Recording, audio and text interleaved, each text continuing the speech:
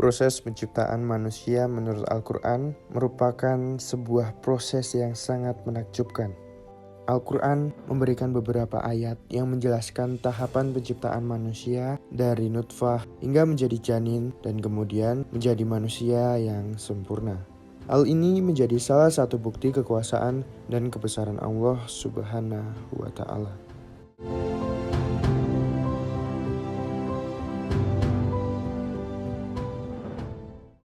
يا أيها الناس إن كنتم في ريب من البعث فإنا خلقناكم من تراب ثم من نطفة ثم من علقة ثم من مضغة مخلقة وغير مخلقة لنبين لكم ونقر في الأرحام ما نشاء إلى أجل مسمى ثم نخرجكم طفلا ثم لتبلغوا أشدكم ومنكم من يتوفى ومنكم من يرد إلى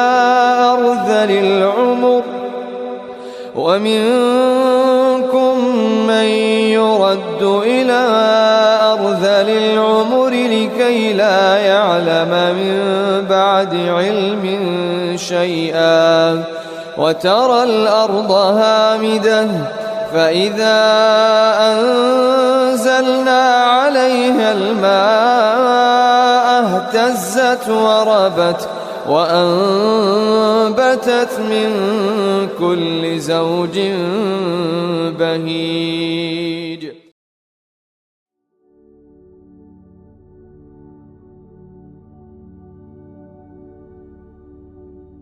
Surah Hajj ayat 5 tersebut memberikan gambaran tentang proses penciptaan manusia dan juga mengajak manusia untuk merenungkan tahap-tahap kehidupan mereka sebagai tanda kekuasaan dan kebesaran Allah Subhanahu wa Ta'ala. Pada ayat ini menjelaskan bahwasanya tahap penciptaan manusia mulai dari tanah hingga menjadi manusia yang hidup.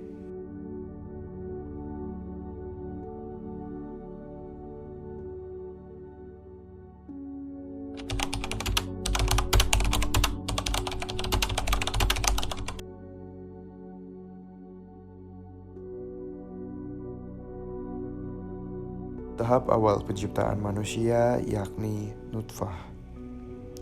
Nutfah yaitu setetes air mani atau sperma yang mengandung sel benih laki-laki. Dalam konteks biologis dan penciptaan manusia menurut Al-Quran, nutfah merupakan tahap awal sebelum proses perkembangan embrio di dalam rahim ibu.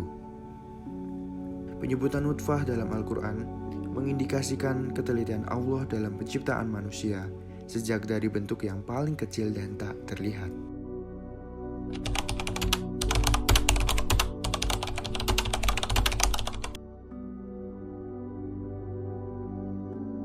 Tahap kedua dalam penciptaan manusia yakni adalah alaqah.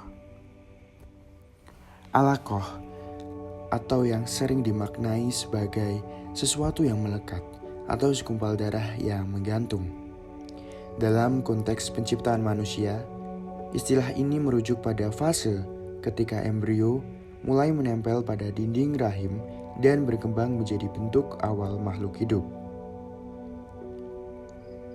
Pada fase ini, zigot yang sudah dibuai kemudian melekat pada dinding rahim membentuk embrio awal yang tampak seperti segumpal darah.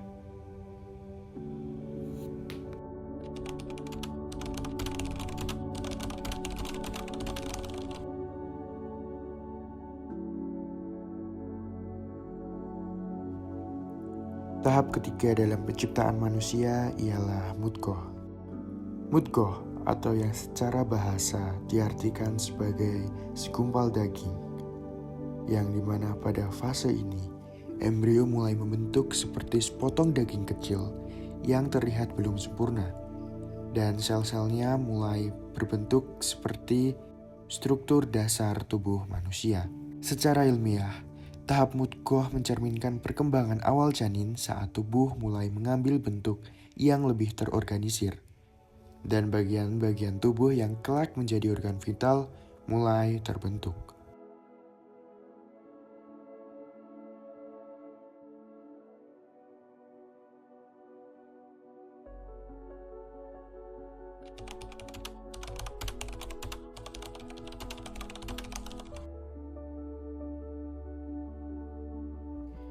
Tahapan proses penciptaan manusia yang selanjutnya ialah izam. Izam, atau yang bisa diartikan sebagai pembentukan tulang, di mana pada fase ini embrio mulai membentuk kerangka dasar yang akan mendukung tubuh. Secara ilmiah, fase ini terjadi ketika sel-sel yang disebut osteoblast mulai membentuk jaringan tulang di dalam janin.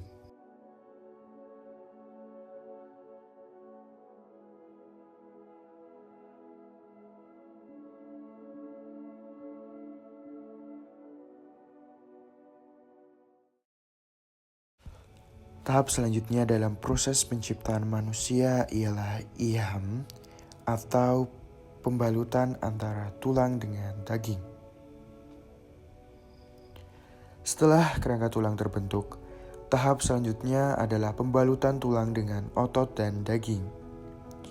Peristiwa ini menggambarkan perkembangan lebih lanjut dari embrio, di mana otot, jaringan, dan kulit mulai terbentuk, menutupi kerangka yang sebelumnya hanya terdiri dari tulang.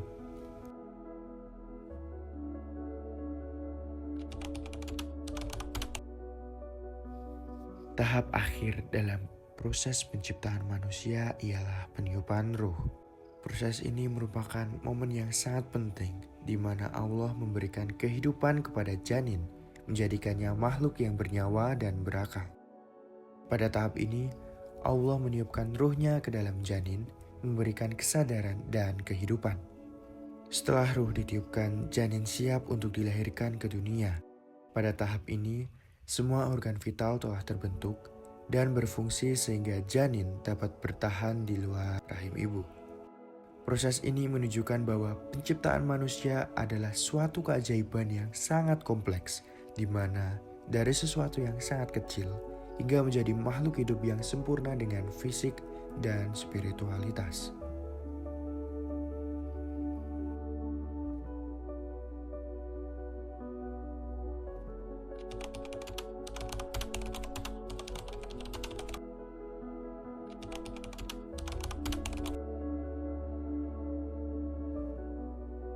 Satu, ibadah kepada Allah. Allah menciptakan manusia untuk beribadah kepadanya. Dalam surat Al-Dariyat ayat 56, Allah berfirman, "Dan aku tidak menciptakan jin dan manusia melainkan supaya mereka menyembahku." Ibadah di sini tidak hanya terbatas pada ritual seperti sholat dan puasa, tetapi juga mencakup semua tindakan yang dilakukan dengan niat yang baik dan sesuai dengan ajaran Islam.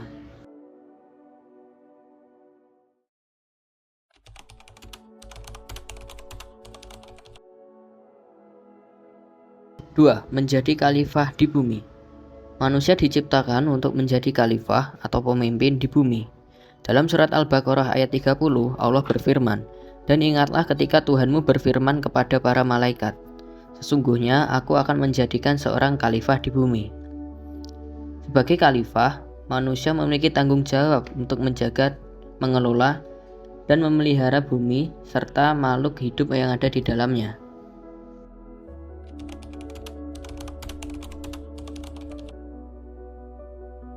3. Ujian dan pembuktian amal. Hidup di dunia adalah ujian yang Allah berikan untuk menguji siapa yang paling baik amalnya. Dalam surat Al-Mulk ayat 2, Allah berfirman, "Yang menciptakan mati dan hidup agar Dia menguji kamu. Siapa di antara kamu yang lebih baik amalnya?" Setiap individu akan dimintai pertanggungjawaban atas amal perbuatannya di akhirat.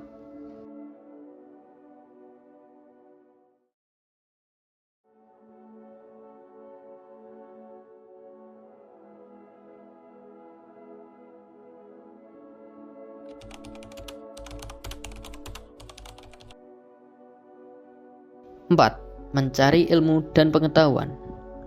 Islam sangat menekankan pentingnya pencarian ilmu.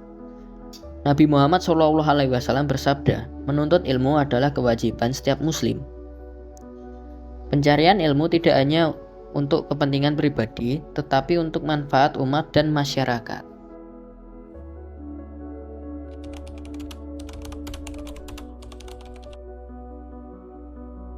5. Menjalin hubungan sosial. Manusia diciptakan sebagai makhluk sosial. Dalam interaksi dengan sesama, Islam mengajarkan untuk saling menghormati, tolong-menolong, dan berbuat baik. Ini termasuk hubungan dengan keluarga, tetangga, dan masyarakat luas.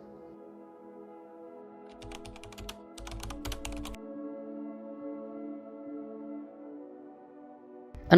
Menjalani hidup yang seimbang. Islam mengajarkan untuk menjalani hidup dengan seimbang antara dunia dan akhirat. Manusia diharapkan untuk mencari rezeki dan memenuhi kebutuhan duniawi, tetapi tetap tidak melupakan kewajiban kepada Allah dan kehidupan setelah mati.